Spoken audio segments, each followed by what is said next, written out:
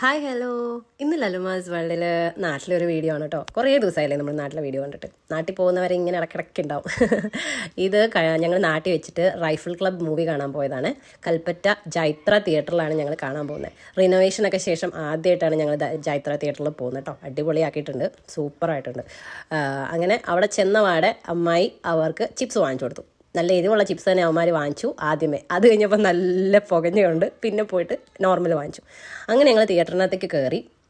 അങ്ങനെ പടം കാണാൻ തുടങ്ങി. നല്ല തണുപ്പായിരുന്നു, അതുകൊണ്ട് പുതപ്പും ഒക്കെ എടുത്തിട്ടാണ് വന്നത്. പപ്പ കണ്ടോ മൂടി പുതച്ചായിരിക്കുന്നത്. അങ്ങനെ പടം തുടങ്ങി. ആദ്യം കുറച്ച് ഒക്കെ കണ്ടപ്പോഴത്തേക്കും പിള്ളേർ പറഞ്ഞു, അയ്യേ ഇതെന്താണ്, വലിയ രസമില്ലല്ലോ. കുറച്ച് കഴിഞ്ഞ് നമ്മുടെ വെടി തുടങ്ങിയപ്പോഴേക്കും പിള്ളേരെല്ലാം ആകെ എക്സൈറ്റഡായി.